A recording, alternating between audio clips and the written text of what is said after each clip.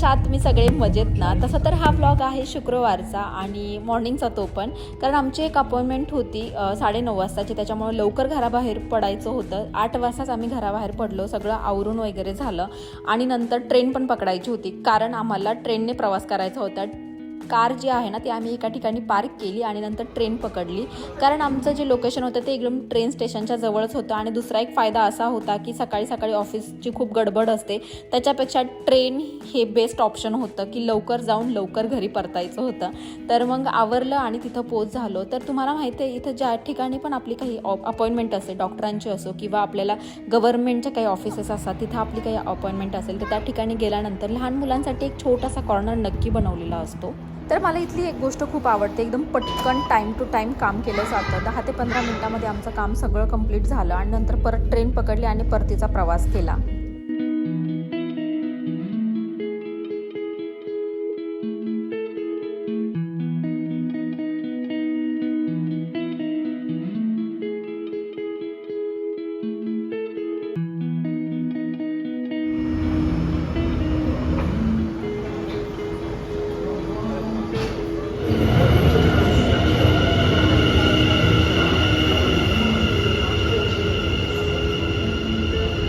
सकाळी खूप सारी धावपळ झाली, गडबड झाली. त्याच्यानंतर घरी आल्यानंतर मस्त रिलॅक्स झालो आणि संध्याकाळी पुन्हा एकदा बाहेर पडलो, कारण घरामध्ये लागणाऱ्या काही गरजेच्या वस्तू आणायच्या होत्या. पण जवळच्या शॉपमध्ये जायचं नव्हतं, कारण थोडंसं फिरून पण यायचं होतं.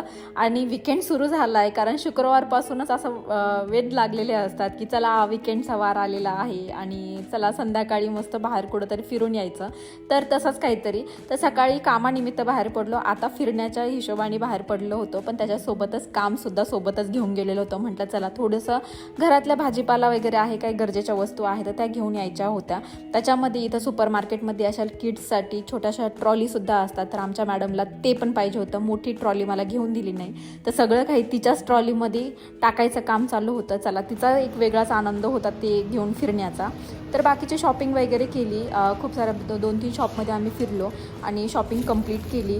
तर 2-3 बॅगा भरून झालेल्या होत्या. सॅटर्डे अगदी निवांत होता, घरातलीच कामं आवरली, त्याच्यामुळे तो व्लॉग मी शूट केलेला नाही आहे कोणताच. तर डायरेक्ट संडेला मी व्लॉग शूट केला. आणि संडेला काय होतं माहिती आहे, आषाढी एकादशी. तर आषाढी एकादशीला सगळ्यांनी उपवास वगैरे तर धरलेलाच असेल, त्याचबरोबर आषाढी एकादशीला सगळे वारकरी आपल्या विठ्ठलाच्या दर्शनाला पंढरपुरात असतील. तर मी पण इथं छोटीशी पूजा करायचा विचार केला घरामध्ये. तर हाताने माझ्या मस्त अशी विठ्ठलाची मूर्ती बनवली, त्याचा मिनी व्लॉग ऑलरेडी मी तुमच्यावर शेअर केला. आणि आपल्या बॅकयार्डमध्ये खूप सुंदर सुंदर अशी फुलं आहेत, ती मी आता पूजेसाठी वापरणार. तर चला मी पण तुम्हाला दाखवते माझ्या विठ्ठलाची पूजा मी घरी कशी केली.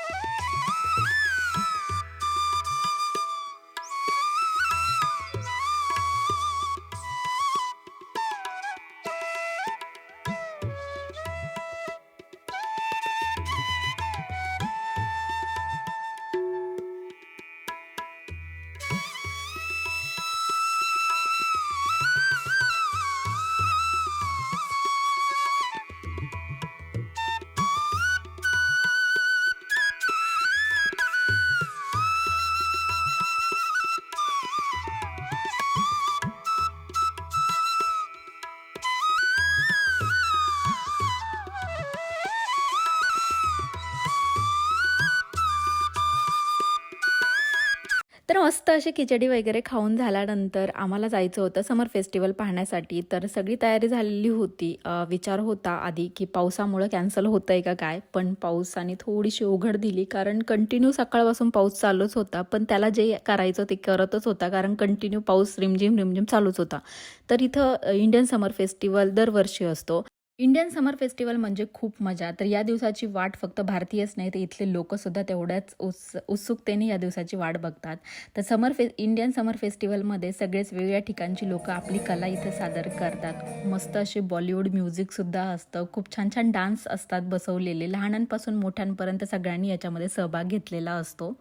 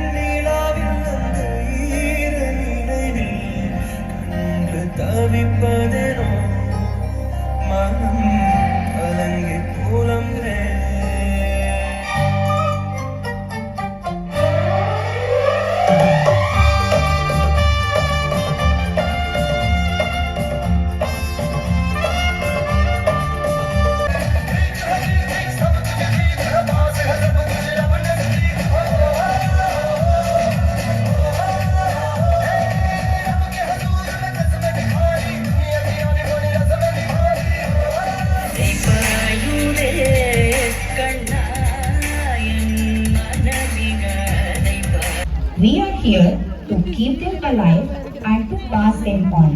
Almer Maharashtra Mandal proudly presents Maharashtrachi Lokadhara.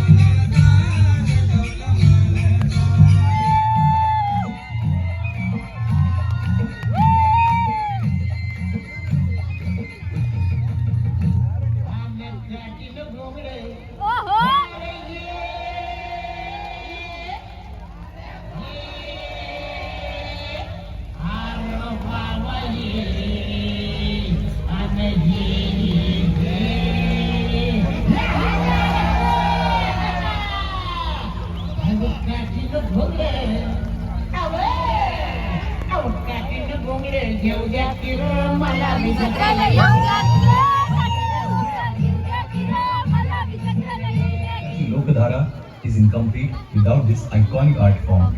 So, get ready to enjoy the grace, rhythm, and power of Lavanya.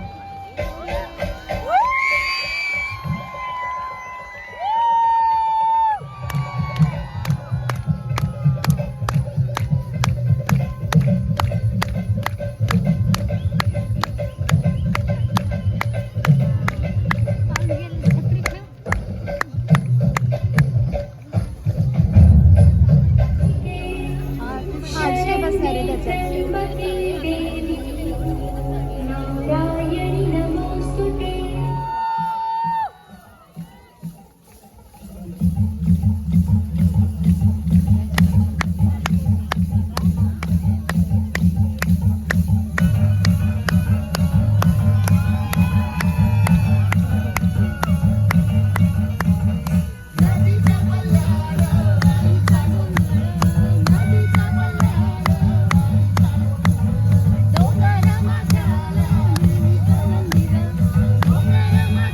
Indian समर फेस्टिवलमध्ये सगळेच वेगळ्या ठिकाणची लोक आपली कला, आपली परंपरा आणि संस्कृती यांची ओळख करून देतात आणि आपल्या महाराष्ट्र मंडळाने इथं आपली महाराष्ट्राची लोकधारा सादर केली. खरंच खूप मस्त वाटलं आणि खरंच आपले भारतीय सण विविधतेने भरलेले आणि रंगबिरंगी आहेत. त्यामुळंच इथं इंडियन समर फेस्टिवलमध्ये आपणच भारतीय नाही तर इथले लोकल म्हणजेच इथले परदेशातील लोकसुद्धा तेवढाच उत्साहाने याच्यामध्ये सहभागी होतात.